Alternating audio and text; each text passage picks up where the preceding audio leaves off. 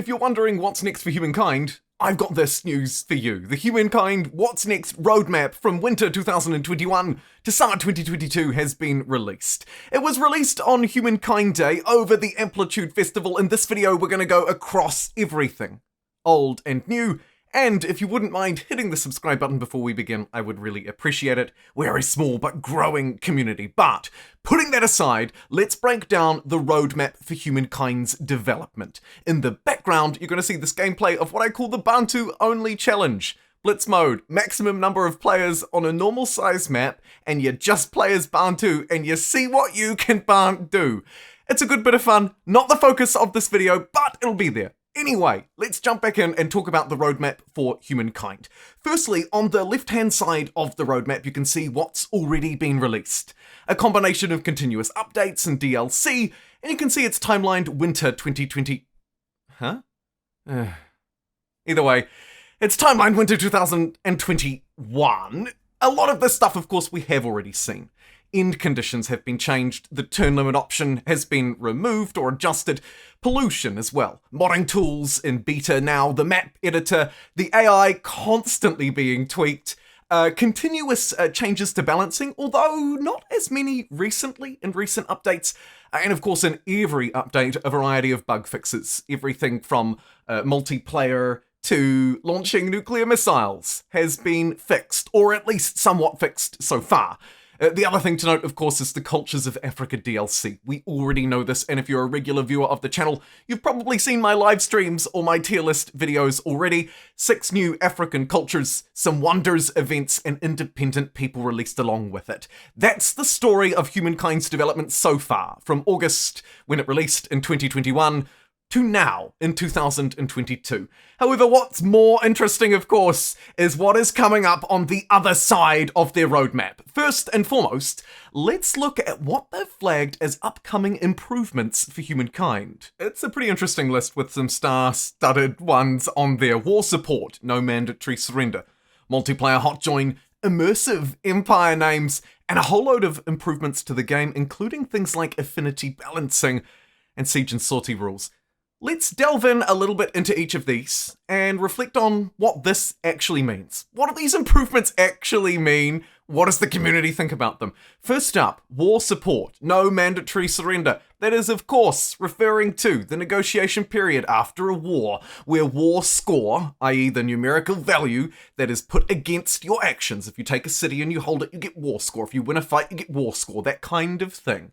That score is matched against your opponents, you'll come out with more if you win, and it will determine what you can take from them, how many cities you can capture, or if you can vassalize them. You'll see it play out, spoiler alert, in this gameplay.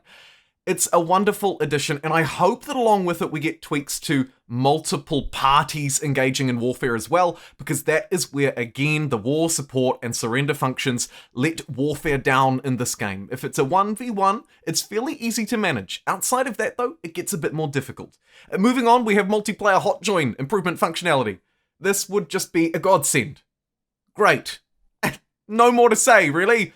That's fantastic. I noticed that they've been tweaking and fixing and improving multiplayer. If you look through the patch notes from recent patches, you'll always find little tweaks and improvements to multiplayer stability and performance. Hot join would be another fantastic addition. Moving swiftly along, immersive empire names. This is a big one, Civ fans in particular, but also, to be honest, me too. Immersive empire names. What does that mean? It means actually giving, having, or providing, we're not quite sure what way it will go yet, names to an empire. So instead of the empire simply and perhaps offhandedly being referred to as teal or green, or the Mycenaeans, who then become the Persians, who then become so on and so forth. A way to immersively name an empire and keep it uniform throughout the game. I'm hoping that we'll have full customization to actually literally be able to go in and label them myself, so that I can choose the avatar that I want to play against and name their empire. If not, hopefully we at least get some names that suit a historical context or an in-game context. I'm not sure. I'd love to hear your thoughts on it as well. We were talking about it a little bit during a live stream the other day on Twitch. And there were some really good ideas in there. I'd love to hear yours below in the comments. Moving swiftly along, UI notification options. Really simply put, that's the annoying notifications down the bottom of the screen that always pop up and get in the way. See you later. Game stability. I'm assuming this is referring to game performance rather than the stability mechanic in the game. I don't know. I'll just park that there. I'm assuming that's what that means. We're going to help the game run better, I suppose. AI improvements next. And again, this is another one that Amplitude, credit to them, have been putting constant sort of feedback and support and fixes into improving game stability. We see it again and again. It's not something personally that I struggle with too often, although I have noticed it in multiplayer settings. But I know that if you're playing on a potato PC, you may encounter some issues. On fairly mid-range systems, my experience is that Humankind runs fairly well. On the fringes of that, I'm not sure. Next up, affinity balancing. What does this mean? Affinity, of course, referring to scientific affinity, expansionist affinity, that thing your culture does. Most of the community feel as though the scientific affinity and the industrial affinity ability, those ones that turn everything else into their strength, i.e. if you're a scientist, everything, money and industry, gets converted into science as well. Same for the industrialists, but their thing instead. I suspect we'll see some balancing around that, but this is just me speculating. I have no idea, but the ones that I hear about most often while I'm streaming in the comments and so on are those two in particular. I don't actually tend to fully agree with that sentiment, but I'll leave my perspective out of this one. And then lastly on the improvements list, siege and sortie rules. I'm hoping that is a twist, twofold. Firstly, to try and stop the AI from just doing both of those things god-awfully, which it does from time to time, depending on the scenario. Sometimes it's brilliant, other times it's not. I think it tends to be a little bit aggressive running out of cities, is one thing I've noticed, but it's a complex beast. Those are the improvements that they've highlighted. I think there are likely others that could be included on that list. And if you would like to talk about them, again, smash them down below. I'll stop asking you to comment, but I do think this would be a good place to gather some feedback. Let's put it that way. Moving swiftly along, though, there is one other section of the roadmap left to discuss, and that is the upcoming new content. Improvements aside, we've already got a beautiful-looking, fairly smooth base game. What new stuff are you adding in for me? Let's take a look. On the roadmap, you can see it's a smaller box, but let's not let that taint our opinion of its size, of course. Doesn't always matter. What does it hold inside of it? Well, new content. First up, of course, cultures and wonders, language supports, challenges, official mod, and more. There are some interesting things to unpack in this. There are some perhaps less interesting things to unpack, and a couple that have got me scratching my head. So, let's talk new content. First up, new cultures. We should expect to see this. We've already seen this with the Cultures of Africa DLC.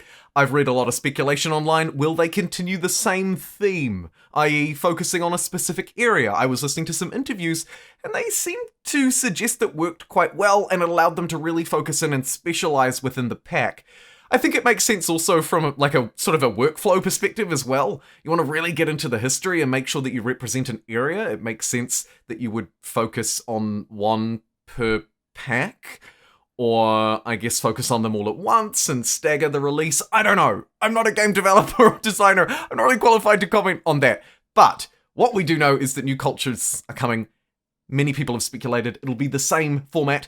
Of course, we could also look to other games like Civilization 6 and how they released new civilizations, i.e. cultures, into the game with a staggered release of focused packs on civs or areas, and then a broader release of cultures and content further down in the development cycle. I'm not sure where we should draw inspiration from in particular, but it's exciting to see that in their highlighted period of summer 2022, which, so for me so we're talking like... carry the one, doing like halfway through 2022, mid 2022, I think is probably what we could call that, so that it makes sense. So mid 2022, we could expect to see new cultures. Fantastic, really exciting, can't wait. New wonders as well. I guess that just kind of goes along with the new cultures. I don't know, maybe they do it separately. Hard to say. We did, of course, see one wonder gifted to us over the period of the Amplified event, so maybe there's opportunity to add wonders in other ways. I don't know. Third up on the list for new content is new languages support. That will be exciting for potentially some of you if you speak other languages that aren't already supported in the game. Great news. Accessibility is almost always a good thing, whether it's language support or support for colorblind assist or changes to the UI scaling and so whatever it may be, it's always a good thing. So nice to see that happening. Fourth on the list is new challenges. This is pretty broad. Unclear whether it's challenges on Steam, like they added a new challenge for the Endless mod that was released, for example, or will this be in-game challenges that reward us things like the events, for example? Remember that Dia de los Muertos event that happened last year, where we got the unique rewards and the avatar and stuff like that? Maybe it means that. Community challenges, personal challenges, Steam challenges, I don't know, but there's gonna be more challenges, so stay tuned. The next one on the list also has me scratching my head just a little bit. It just says official mod. I don't really know. I don't really know where to go from there. So I guess for context, we saw the release of the Endless mod, which was I guess an official mod because it was made by Amplitude or released by Amplitude. So we saw the release of the official Endless Universe mod. I'm guessing this is suggesting there will be another similar style official mod. Cool. I'm not entirely sure what the crossover could be. Maybe it builds on what we already have. Maybe it is crossing over with a completely different franchise or universe that I am just not even thinking of right now. I don't know. But what I do know is that the official Endless Universe mod, from what I've played so far, is really fun and really enjoyable. And if this, I'm guessing because it's under the new content, is not referring to that, it must be referring to a new official mod, I guess we can take away that we'll probably receive another really cool official mod pack to add to the wonderful work the community is doing. And then lastly on the list, it's it's a strong one, and more. Cool.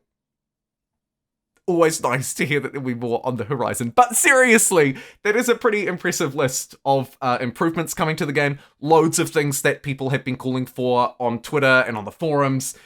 And during our live streams, I've seen almost all of those suggestions there, so it's wonderful to see those being acted on. I should also note there's a little caveat down the bottom that says continuous community feedback and monitoring happening between winter 2021 and summer 2022, or whatever it may be where you live. And it also says content is subject to change depending on community feedback. Another nice thing. And something that I think Amplitude do very well. Thank you very much for joining me for this breakdown of Humankind's future roadmap. I hope you enjoyed my Bantu challenge in the background. I think I did a pretty good job at taking the continent. As I said, I would appreciate some feedback, and these kinds of videos are usually a pretty good place to leave feedback as well. So if you'd like to leave some, please do leave it below. And until next time, I'll see you then. Take care, everybody, and bye-bye.